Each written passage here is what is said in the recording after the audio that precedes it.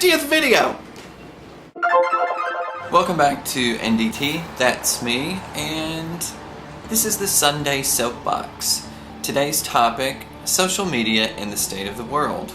I was kind of moved to say something about social media and why we use it, why we continue to use it and will continue to use it in response to a specific video that I watched recently called Look Up. In case you haven't watched it, you can watch it by clicking on one of the little annotations NDT recommends, either somewhere in here or down in the description below.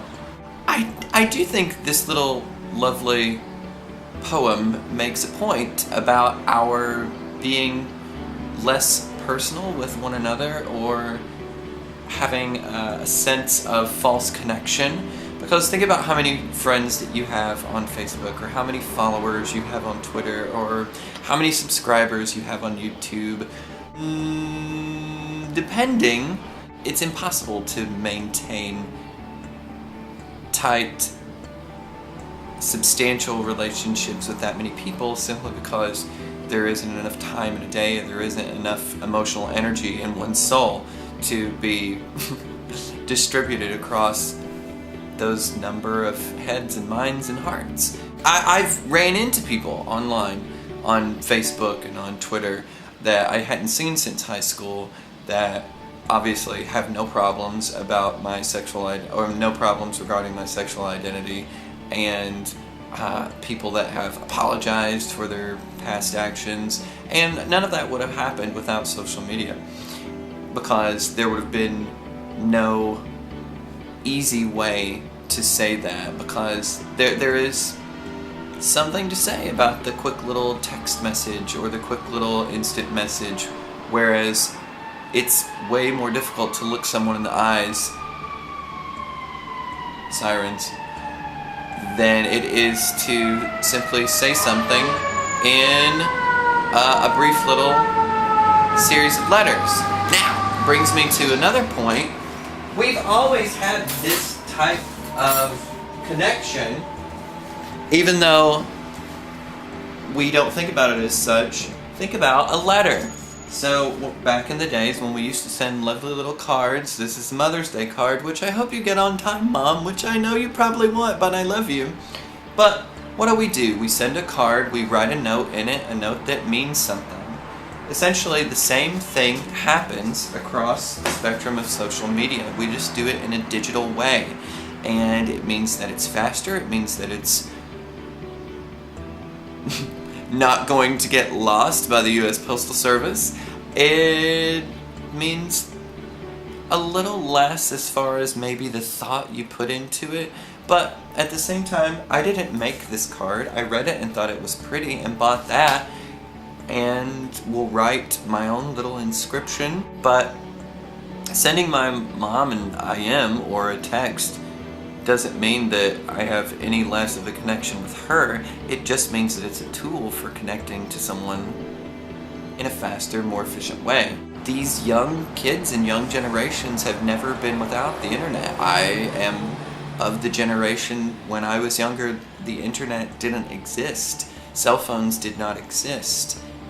But that isn't the case for these younger generations, and I know that that's made an impact on how they view relationships and how they process information.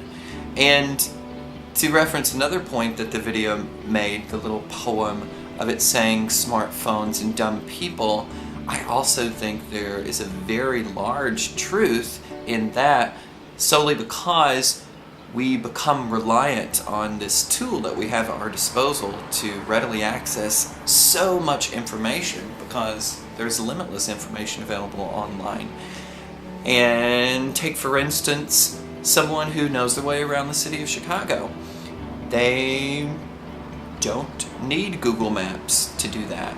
And the reason they know their way around the city is because they've driven around so much or walked around so much and become accustomed to knowing the grid and the way that it works, that they don't need that tool, and they've developed that skill set of navigation without this little device, wherever mine is. But those of us who don't know our way around the city, we don't know how to follow the grid, and you know, the even numbers being on this side, the odd numbers being on this side of the street, and the way they increase and decrease regarding a certain intersection, we are reliant upon this tool to tell us where to go. And then all of a sudden, if that didn't exist, what would we do? Well, personally, I would ask someone. I would talk to a bunch of people, and then I might be viewed as crazy, but that's okay because I am. I think there's a point to it.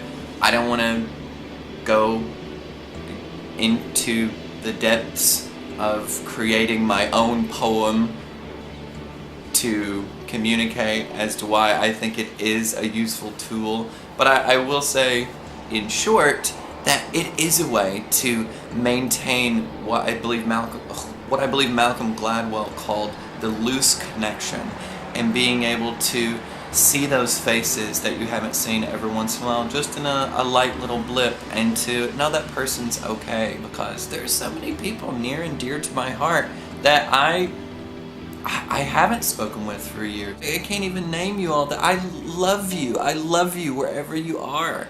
Yeah, I could go on and on. I could talk about people I worked with at Theater Memphis, all the people that I worked with at Walmart for all of those years, back home in East Tennessee. Yeah, and then there's all the people that I've met in Chicago, like all of the New Colony bunch. There's so many of you that are just such lovely, beautiful, creative minds, and just good people. So little time to spread it.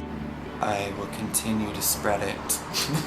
This is starting to sound really dirty. I'm going to continue to use social media because I have many things to say to many people, a lot of whom I love and admire, and some of whom are just those social media strangers that I've added because they're pretty, or related artists, or have been to an event that I've been to and thought they were cool and wanted to establish some sense of false connection with them. I don't believe that the connections that all of us make are entirely false. I think that they're simply the loose connection.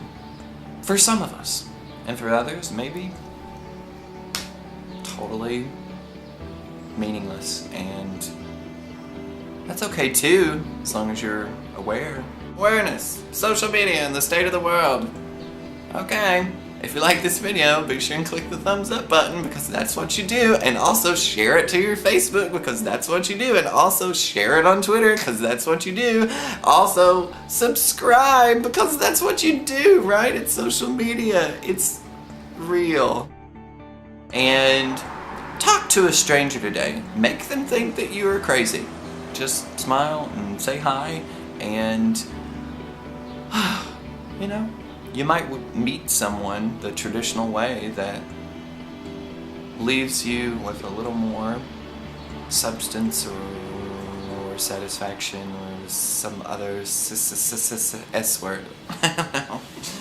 Anyway, thanks for watching. Sayonara.